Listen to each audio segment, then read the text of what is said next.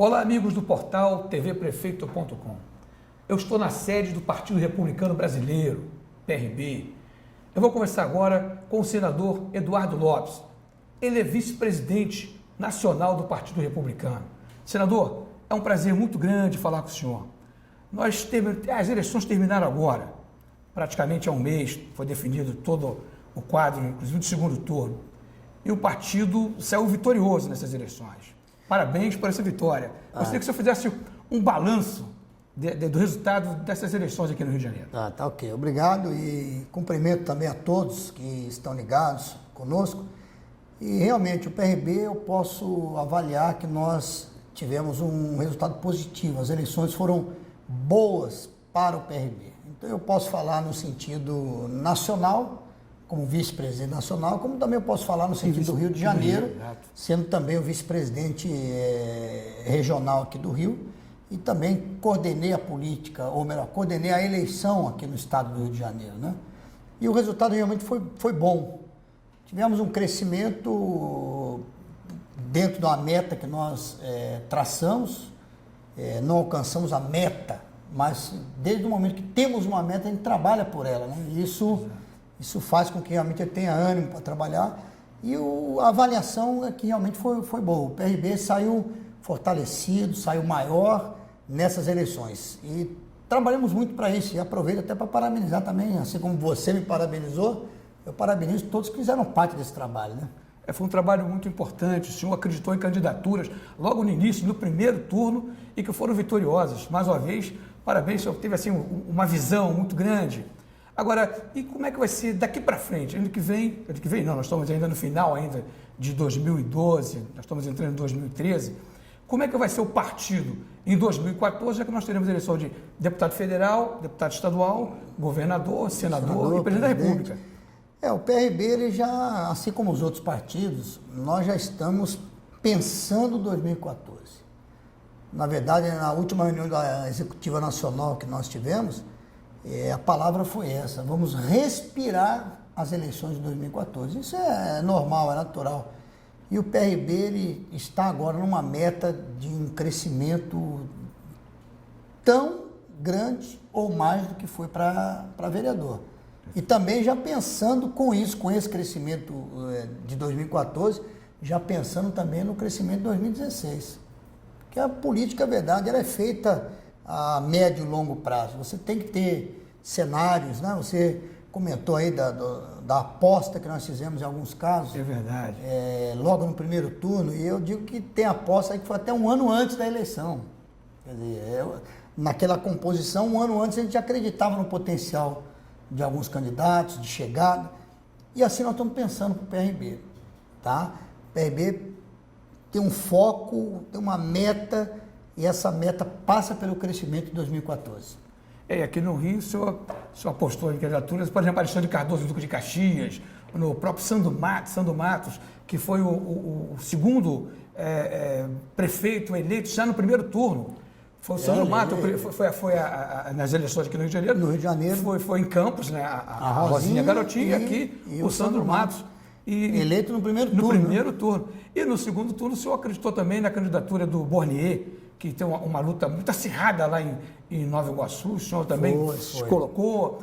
Então, por isso que eu digo, eu faço um balanço que você está fazendo, é positivo, o partido foi vitorioso, você já está projetando já para 2014, perfeito? E também a vitória mais importante aqui na capital, quando o senhor abraçou a causa, a candidatura. Sim, aqui o PRB, ele se aliou realmente com o prefeito Eduardo Paes, trabalhamos junto com a campanha do prefeito, fizemos os nossos vereadores, o PRB elegemos 2 vereadores aqui no Rio de Janeiro, o PRB, né, que é a Tânia Bastos e o João Mendes. Então, quer dizer, alcançamos o nosso objetivo também no Rio de Janeiro. E sem contar, Jardine, que eu coloco muito, fazendo avaliação, eu também não avalio só o número de eleitos ou não eleitos. Porque nós tivemos um número de eleitos, nós tivemos 46 de 32, nós fomos para 47 vereadores eleitos, hoje nós temos 4 prefeitos eleitos, mais 4 vices aqui no estado, mas eu não faço análise só no sentido de, a nível de vereador, Só o eleito e o não eleito. Eu faço uma avaliação também que me dá uma certeza de que o partido foi bem, o crescimento do número de votos. Isso. Para mim, o importante são os votos, porque eu tenho muitos eleitos, temos muitos primeiros suplentes. E quando você tem um primeiro suplente dentro de uma coligação, mostra duas coisas. Primeiro, que a coligação foi bem montada, porque ela fez vereadores. O fato de nós termos ficado numa primeira suplência, o PRB, como acontece com outro, mostra que o partido somou. Então, o que eu avalio é exatamente esse capital político que é o voto. E em termos de voto, nós tivemos um crescimento aí de mais de 30%. Então, é essa avaliação positiva que eu faço. Não é só o número de vereadores eleitos, porque com esse capital político, em termos de número de votos, é que você planeja e projeta a próxima eleição. Né? Foi um crescimento, inclusive, muito expressivo. 30% é um crescimento muito grande. Senador, nós estamos chegando ao final da nossa conversa.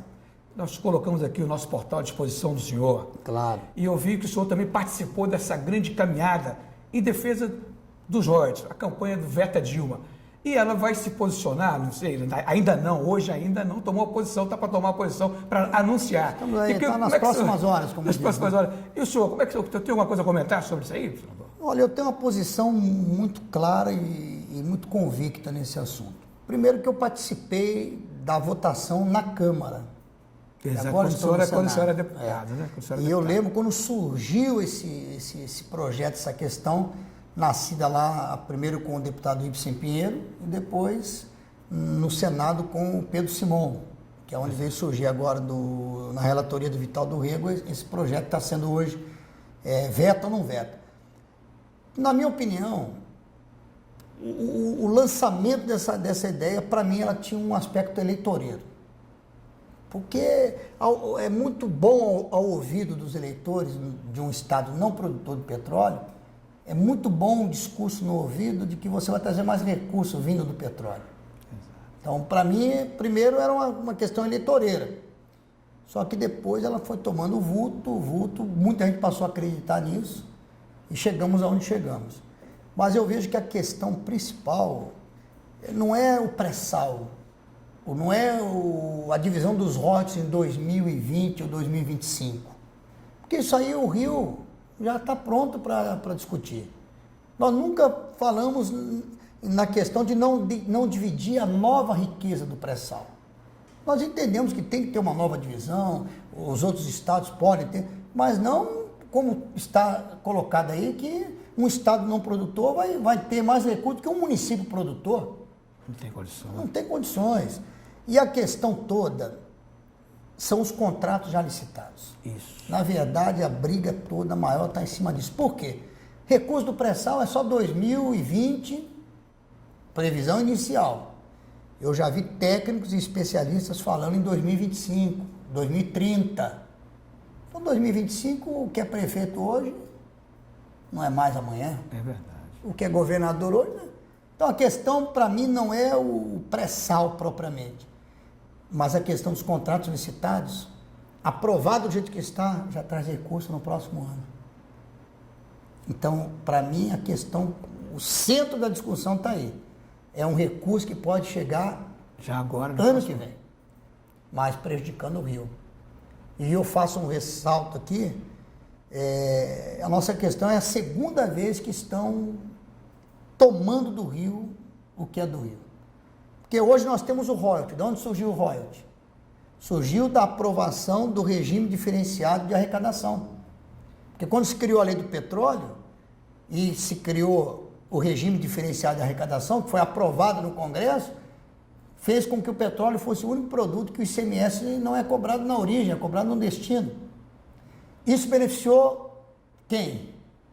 Qual o maior beneficiado do ICMS no destino e não na origem? São Paulo, o maior consumidor de petróleo, de refinado, né, do combustível refinado. Exato. E aí entra a questão da matemática. Quando se tirou o ICMS do Rio, se criou a compensação do royalty, para compensar os prejuízos. Só que eu tenho números absurdos, que ao longo desses 20 e poucos anos que está em vigor esse novo regime do ICMS no destino, o que o Rio arrecadou de royalty é 20 vezes menos o que ele teria arrecadado em ICMS. Então o Rio de Janeiro já vem sendo prejudicado há muito tempo. E agora já vem uma outra lei, que agora é do royalty, dividindo o royalty progressivamente, que vai chegar ao ponto, como eu falei, Estado vai receber mais royalty do que o município produtor. Então, a minha posição é muito clara. Agora, não sabemos, podemos estar aqui, a decisão pode sair daqui a alguns minutos, não sei. Mas, na minha opinião, eu já disse isso em plenário, eu acredito que a melhor saída seria a Dilma não vetar. Por que não vetar? Porque nós vamos direto ao Supremo. E eu não tenho dúvidas que o Supremo vai determinar que é inconstitucional, porque a divisão do royalties dos contratos licitados fere o Estado jurídico perfeito. Cria uma insegurança jurídica muito grande no país. Eu acho que... E por que eu digo isso? Quando eu falo para ela não vetar, mas a marcha não foi para ela vetar? Pois é. Só que o veto não é terminativo. Ela veta, o projeto volta para o Congresso. O Congresso é soberano. E a palavra final é do Congresso. É verdade. E nós estamos falando em 25 estados contra 2. Tradicionalmente não se derruba veto de governo, de presidente. Mas vai se saber. E ela pode sofrer um desgaste político. É verdade. Então eu acho que o não vetar não é derrota para o Rio de Janeiro, não. Porque já está decidido. Se ela não vetar, nós vamos ao Supremo. E o Supremo eu tenho certeza que vai dar pela inconstitucionalidade, porque isso não teria nem que estar em pauta de discussão. O contrato já licitado, ele ser alterado. Isso não era nem para estar em discussão. Porque você não cria uma lei para prejudicar. Você não cria uma lei para retroagir e prejudicar. Não existe isso. É verdade. Entendeu? Então, as petroleiras, as exploradoras, os contratos, para mim esse é ponto pacífico. Mas vamos acompanhar. Vamos aguardar. Ela pode vetar, se vetar vai para o Congresso, eu não sei quanto tempo vai ficar na gaveta esse voto. Se votar, não sei se vão derrubar ou não, mas de qualquer forma nós estamos prontos, caso ela não vete, ou mesmo que vete e derrube o veto dela, nós vamos para o Supremo de qualquer jeito, ele só pouparia porque o Supremo é a palavra final e quem vai recorrer da decisão do Supremo? Não tem mais recurso, não tem jeito. Muito obrigado, senador, foi um prazer muito grande conversar com o senhor. Acesse sempre o portal tvprefeito.com e fique informado da política e dos políticos do Rio de Janeiro e do Brasil.